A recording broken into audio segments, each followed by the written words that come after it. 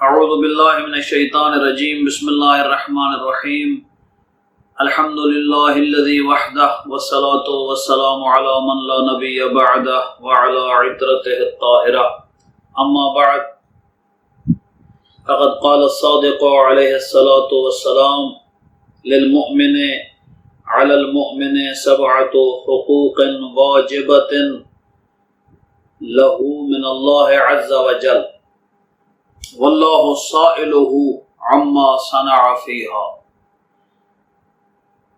سرکار امام جعفر صادق علیہ السلام فرماتے ہیں کہ مومن کے مومن بھائی پر 7 حقوق ہیں جو کہ واجب ہیں اللہ تبارک و تعالی کی طرف سے۔ واللہ سائلہ عما صنع فیہا، کہ خداوند متعال کے نزدیک مومن مسئول ہوگا، جواب دہ ہوگا، اور اللہ تبارک و تعالی سوال فرمائے گا کہ تو نے اپنے مومن بھائی کے یہ 7 حقوق ادا کیے تھے یا نہیں کیے تھے۔ وہ 7 حقوق کون سے ہیں جو مومن کے مومن بھائی پر ہیں؟ فرمایا الاجلال لہ فی عینہ، کہ مومن کی آنکھ میں دوسرے مومن بھائی کے لیے حیا ہو، اس کی بزرگی ہو، اس کی عزت ہو، جسے ہم اپنی پنجابی میں کہتے ہیں کہ آنکھ میں کسی کا حیا رکھنا، کہ فلاں شخص کی آنکھ میں حیا ہے، بزرگوں کا شرم ہے، ان کا لحاظ ہے۔ تو فرمایا الاجلال لہ فی عینہ، مومن کا مومن بھائی پر پہلا حق یہ ہے کہ اپنے مومن بھائی کے لیے وہ شخص بزرگی اور اس کی تعظیم رکھے اپنی آنکھ میں، یعنی کیا؟ یعنی اس کا خیال رکھے، اس کا ادب کرے، عزت سے پیش آئے۔ دوسرا فرمایا والود لہ فی صدرہ، اپنے دل میں دوسرے مومن بھائی کو دوست رکھتا ہو۔ تو یہ ادائیگی ہے ان 7 حقوق میں سے، یہ بھی حق ہے ایک مومن کا دوسرے مومن پر کہ اپنے دل میں اسے دوست رکھتا ہو۔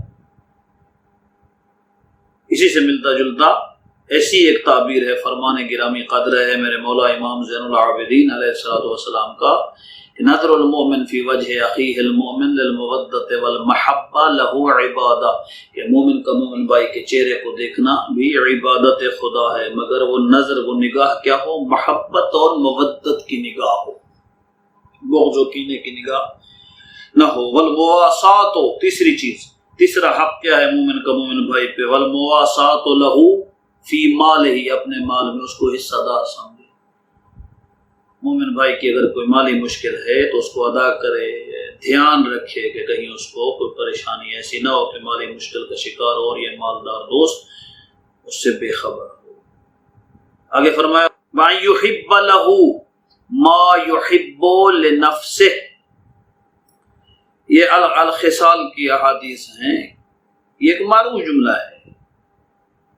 وَأَن يُحِبَّ لَهُ مَا يُحِبُّ لِنَفْسِهِ، کہتے ہیں نا عام طور پہ کسی دوسرے کے لیے وہی پسند کرو جو خود اپنے لیے پسند کرتے ہو۔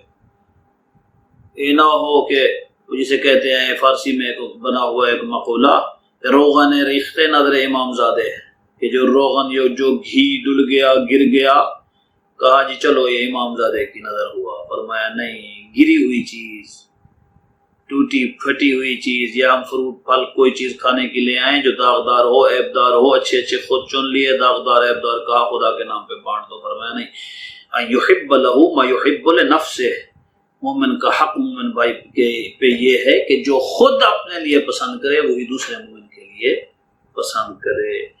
وان یحرم غیبتہ، اور اس کی غیبت کو، مومن بھائی کی غیبت کو خود پہ حرام جانے، جس طرح قرآن مجید کی آیہ مجیدہ ہے کہ تم میں سے کوئی پسند کرتا ہے کہ مردہ بھائی کا گوشت کھائے۔ غیبت کرنا یعنی مردہ بھائی کا گوشت کھانا، اس جیسا۔ اللہ اکبر، کیا تم میں سے کوئی پسند کرتا ہے کہ اپنے مردہ بھائی کا گوشت کھائے؟ ان یحرم غیبتہ، اس کی غیبت کو خود پہ حرام سمجھے۔ وَأَن يَعُودَهُ فِي مَرَضِهِ، جب سنے کہ مومن بھائی بیمار ہے تو اس کی عیادت کے لیے جائے۔ یہ حق ہے ایک مومن کا دوسرے مومن پر کہ اس کے پاس عیادت کے لیے جایا جائے، وگرنہ یاد رکھیے واللہ سائل، قیامت والے دن خدا پوچھے گا عما صنع فیہا، کہ یہ انجام دیا تھا یا نہیں دیا تھا۔ یہ حق ہے مومن کا دوسرے مومن پر۔ وَيُشَيِّعَ جَنَازَتَهُ، جب سنے مومن دنیا سے چلا گیا ہے تو اس کی تشییع جنازہ کے لیے جائے۔ آیت اللہ العظمہ آغا وحید خراسانی اپنے درس میں فرما رہے تھے کہ جب مومن قبر میں جاتا ہے تو پہلا مجدہ اور پہلی خوشخبری اس کو یہ دی جاتی ہے کہ جتنے لوگ تیری تشییع جنازہ میں آئے تھے نا، خدا نے ان سب کو معاف کر دیا ہے۔ تو اتنا بڑا ثواب ہے تشییع جنازہ میں جانا اور مومن کی جنازہ میں شرکت کرنا۔ ولا یقول، یہ بڑی قیمتی، ویسے تو ساری حدیث ہی قیمتی ہے لیکن یہ سب سے زیادہ یاد رکھنے والی چیز ہے چونکہ یہ مبتلا بہ چیزیں ہیں، یہ جو مرض ہمارے ہاں پائی جاتی ہے۔ ولا یقول فی ہے، اس شخص کے بارے میں کچھ نہ کہے بعد موتہ الا خیرا، اس کے مرنے کے بعد کچھ نہ بولے اس کے لیے سوائے خیر کے۔ یہاں تو ہم جب جنازوں میں جا کے شریک ہوتے ہیں، ابھی جا کے وہاں ان کے فرش اعضاء پہ بیٹھے ہوتے ہیں اور وہیں لوگ شروع ہوتے ہیں، اس میں یہ تھا فلاں تھا فلاں تھا۔ فرمایا نہیں، جس طرح جنازے کی تکبیر میں کہا گیا تو اس کے بارے میں کچھ جانتا بھی ہو، پھر بھی جب تم نے جنازہ پڑھنا ہے تو کہنا ہے اللہم انا لا نعلم منہ الا خیرا، ہم اس کے بارے میں خیر کے سوا کچھ نہیں جانتے۔ وانت اعلم بہ منا، باقی تو خود بہتر جانتا ہے اس کے بارے میں۔ فرمایا کہ اس کے مرنے کے بعد اس کے بارے کچھ نہ کہے مگر خیر کا کلمہ، اگر کہہ سکتا ہے تو کہے، وقت نہ خاموش ہے۔ کسی کا گلہ نہ زندگی میں کرے نہ اس کے چلے جانے کے بعد۔ یہ حق ہے ایک مومن کا دوسرے مومن پر کہ وہ دنیا سے چلا جائے تو اس کو اچھے الفاظ سے یاد کرے، خیر سے یاد کرے۔ خدا کرے کہ یہ باتیں ہم لوگ صرف کہنے سننے تک نہ رہیں، سامعین و حاضرین و ناظرین، یہ باتیں جب ہم کریں تو ہمارے دلوں میں اتریں۔ سب سے پہلے میں خود جو بول رہا ہوں، کیا میں خود عامل ہوں؟ خدا ہمیں عامل بنا۔ معصوم نے بتایا یہ حقوق ہیں، یہ لطیفہ نہیں ہے، یہ قصہ گوئی نہیں ہے کہ ہم ایک کان سے سنیں اور ایک سے نکال دیں۔ فرمایا نہیں، للمؤمن علی المؤمن سبعۃ حقوق واجبۃ من اللہ عز وجل، اللہ تعالیٰ کی طرف سے یہ واجب ہیں۔ آگے فرما رہے ہیں واللہ سائلہ، خدا ان کے بارے میں پوچھے گا کہ تم نے یہ انجام دیے تھے یا نہیں، یہ حقوق ادا کیے تھے یا نہیں۔ آخر میں ایک بات کہوں، کوشش ہماری ہوگی اگر ہم انشاءاللہ موفق ہو سکے تو ضرور، اللہ تعالیٰ ہمیں موفق فرمائے گا انشاءاللہ، تو ایک دو جملے اس کے ہم اسی طرح بھیجتے رہیں گے۔ رسالۃ الحقوق امام سجاد علیہ الصلوۃ والسلام کی کتاب ہے، سرکار کا ایک رسالہ ہے، جس طرح صحیفہ کاملہ سجادیہ، آپ صحیفہ سجادیہ کاملہ آپ پڑھتے ہوں گے، دعاؤں کا ایک ذخیرہ ہے، معرفت کا ایک بحر زخار ہے، بحر بے کنار ہے۔ اسی طرح ایک مولا کی کتاب ہے رسالۃ الحقوق، جس میں مولا نے بتائے ہیں کہ حقوق اللہ کے مخلوق پہ کیا ہے، مخلوق کے اللہ پہ کیا ہے۔ یہ جو زمین جس پہ آپ چل رہے ہیں، اس زمین کا آپ پہ کیا حق ہے، آپ کے جسم کا آپ پہ کیا حق ہے، آپ کا اولاد پہ کیا حق ہے، اولاد کا آپ پہ کیا حق ہے، مومن کا مومن پہ کیا حق ہے۔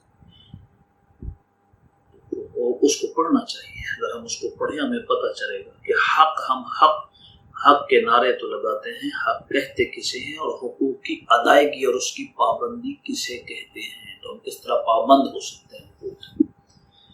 تو انشاءاللہ اللہ تبارک و تعالیٰ ہم سب کو موفق و مؤید رکھے کہ ہم معصوم کی امانت پہنچانے کی کوشش میں، صحیح جمیلہ میں مشغول رہیں۔ مومن کا بھائی ہے اور ایک دوسرے پہ حق رکھتا ہے۔ ہو سکتا ہے کوئی بھائی لائق ہو، کوئی نالائق ہو، اگر لائق ہے تو لیاقت کی وجہ سے اس کی قدر کرو، اگر نالائق ہے تو اس کی لیاقت کے لیے انتظام کرو، کوشش کرو، سعی جمیلہ میں دن رات مشغول رہو، وہ لائق بن جائے گا، تمہاری آخرت سنور جائے گی، تمہیں ثواب ہوگا۔ کیونکہ پیغمبر اکرم نے فرمایا، معروف کلمہ ہے، یا علی لَأَن يَهْدِيَ اللَّهُ بِكَ رَجُلًا وَاحِدًا، اے علی اگر تیری وجہ سے کوئی ایک شخص بھی ہدایت پا گیا، خیر لک من الدنیا وما فیہا، دنیا اور دنیا میں موجود سب چیز ایک طرف، اس ایک کام کی قیمت ہے۔ خدا ہمیں توفیق دے، الہ العالمین ہمارے حال پہ رحم فرما، ہماری دعائیں مستجاب فرما، ہمیں اپنے امور میں عدل قائم کرنے کی توفیق مرحمت فرما۔ پالنے والے اچھے کام کرنے کی توفیق عنایت فرما، برائی کی توفیق سلب فرما، مومنین کی عزت مال جان ناموس کی حفاظت فرما، رزق مال جان صحت میں برکت عنایت فرما، الہ العالمین آفات آحات بلیات سے محفوظ و معمون فرما، جہاں جہاں تیری مخلوق بستی ہے پالنے والا الہ العالمین اچھے انداز میں بسنے کی توفیق مرحمت فرما، حفاظت فرما، وارث زمانہ امام کے ظہور میں تعجیل فرما، امام کے یارو انصار و اعوان میں ہمیں شمار فرما۔